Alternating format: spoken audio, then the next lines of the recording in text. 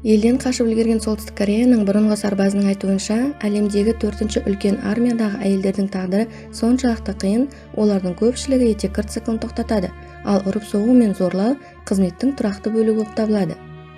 Қазақ контентін қолдау мақсатында менің арнама жазылып, қызықты видеолар тамашалай аласыздар. 10 жылға жуық Ли Со-йон 20-дан астам басқа әйелдермен бір бөлмеде төменгі 2 қабатты кереуетте ұйықтады.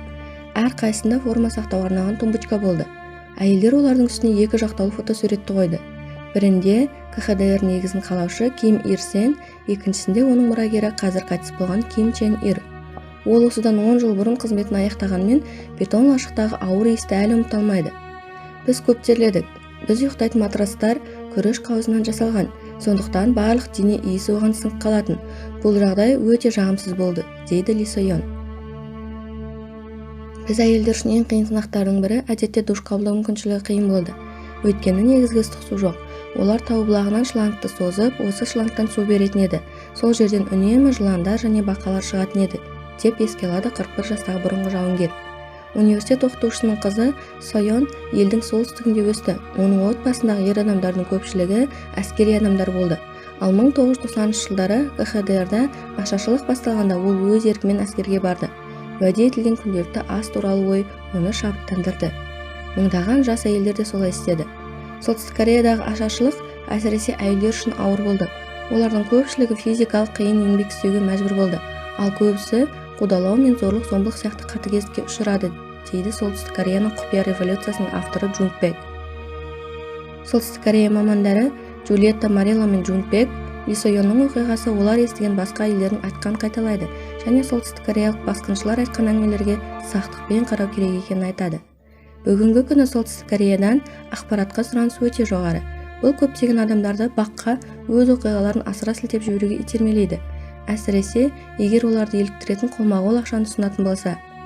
Баспасөзге сұхбат бергісі келмейтін қашқындар көптеген мансапты қашқындарды сынға алады. Солтүстік Кореяның ресми ақпарат көздерінен алынған ақпаратқа келсек, ол таза пропаганда болып келеді. Ли Со-йон BBC-ге берген сұхбаты үшін төлем алмады. Алғашында 17 жастағы Ли Со-йон армия өмірін ұнататын, оны патриоттық сезім мен ұжымдық әрекет қолдады. Оған берілген электрлік шаш кептіргіш оны таң қалдырды. Бірақ электр қуаты ешқашан болмаған, сондықтан құрылғының практикалық пайдасы болған жоқ. Ерлер мен әйелдердің күнделікті жұмысы бірдей болды. Әйелдер дене белсенділігінің көлемін аздап азайтты, бірақ оларға күн сайын тазалық пен тамақ дайындауды талап етті. Ерлер бұл әрекеттерден босатылды. Солтүстік Корея дәстүрлі гендерлік рөлдері бар консервативті қоғам. Әйелдер әлі күнге дейін қазанның қақпағын басқаратын адам ретінде қарастырылады.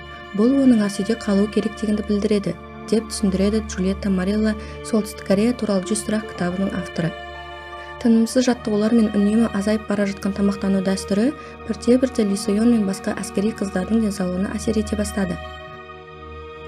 6 ай немесе 1 жыл қызмет еткеннен кейін үнемі дұрыс тамақтанбау мен күйзеліске байланысты етеккір циклымыз тоқтап қалды. Әйелдер етеккір келмегеніне қуанышты екендіктерін айтты. Олар бұл жағдайға қуанды, өйткені онда жағдай онсыз да ауыр болғандықтан, егер олардың етеккір кезеңдері болса, жағдай одан да нашар болар еді, дейді ол.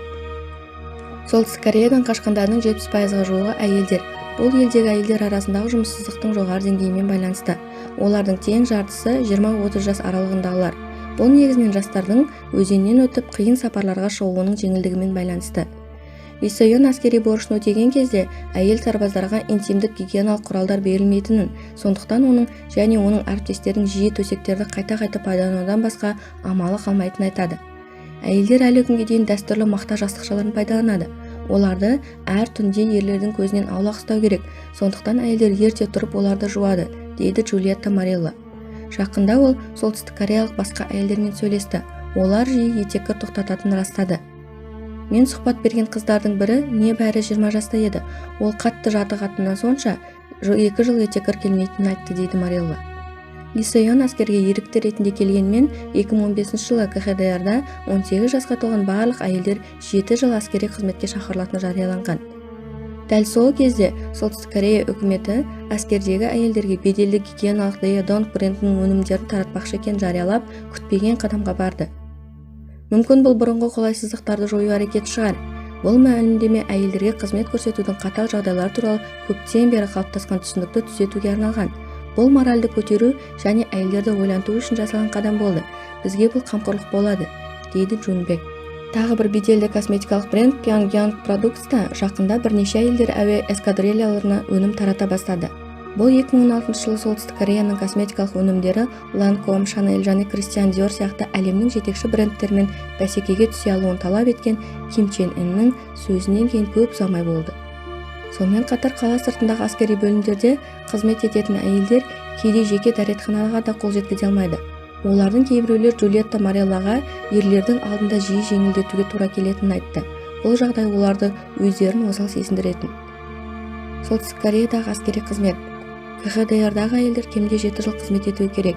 Ерлердің қызмет ету мерзімі 10 жыл. Бұл әлемдегі ең ұзақ мерзімді әскери қызметке шақыру кезеңдерінің бірі. Кейбір бағалаулар бойынша 18 пен 25 аралығындағы әйелдердің шамамен 40% форма киеді. Бұл сан 2 жыл бұрын әйелдер үшін әскери қызмет міндетті болғаннан кейін көп ұзамай өседі деп күтілуде.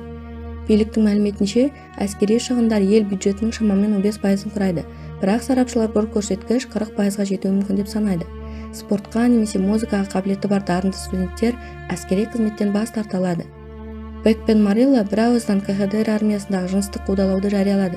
Морелланың айтуынша, ол әскери қызметтегі әйелдермен әскери қызметтегі зорлық-зомбылық тақырыбын көтергенде, әйелдердің көпшілігі бұл басқалармен болғанын айтты. Олардың ешқайсысы өздері зардап шеккенін мойындамады. Ли Со-йон сондай-ақ 1992-2001 жылдар аралығында әскери борышын өтеу кезінде өзіне зорлық-зомбылық көрмегенін айтады, бірақ оның көптеген қатарластары болған. Рота командирі қызметтен кейін бөлімшедегі кабинетінде қалып, қол астындағы әскери қыз-келіншектерді зорлады. Бұл қайта-қайта болды, мұның соңы жоқ, дейді ол. КХДР армиясының өкілдері бұл мәселеге өте байыппен қарайтындарын, зорлау үшін сотталған ерлерді 7 жылға дейін бас бостандығынан айыру жазасына кесілетінін айтады. Алайда көп жағдайда ешкім куәлік беруге дайын емес, сондықтан ер адамдар жиі жазасыз қалады, дейді Джульетта Морелла.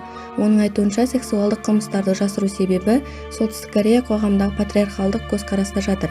Бұл сонымен бірге әйелдердің әскери қызметтегі қара жұмыстардың көпшілігін атқаратынын білдіреді. Құрылыс батальонына шақырылған шағын казармалар мен барактарда тығылып жатқан тұрмысы төмен отбасылардан шыққан әйелдер өзін қорғансыз сезінеді. Тұрмыстық зорлық-зомбылық әлі күнге дейін әдеттегідей қабылданады және жария етілмейді. Және дәл осындай жағдай армияда да болады. Бірақ мен Оңтүстік Корея армиясына ұқсас қарым-қатынас мәдениеті тән екенін атап өткім келеді, дейді зерттеуші. Ли Со-йон Оңтүстік Корея шекарасына жақын маңдағы сигналдық бөлімшеде сержант қызметін атқарып, 28 жасында әскерден кеткен. Ол отбасымен көбірек уақыт өткізетініне қуанышты болды, бірақ әскерден тыс өмірге дайын емес және қаржылық қиындықтарды бастан кешірді. 2008 жылы ол Оңтүстік Корея қашуға шешім қабылдады. Бірінші әрекеті сәтсіз болды. Ол Қытаймен шекарада ұсталып, 1 жылға колонияға жіберілді. Екінші әрекетінде лагерден шыққан соң көп ұзамай Туманган өзенін жүзіп өтіп Қытайға жетеді. Шекарада ол Қытайдан Оңтүстік Кореяға өтуге көмектескен делдалмен кездескен. Осы видео ұнаса, лайк басып және арнама жазылып, мені қолдасаңыз алғысым шексіз, қадірменді көрермен. Менің арнамнан алда осындай қызықты және таңғаларлық видеороликтер тамашалайсыздар. Сіздермен болған Арай Факт арнасы.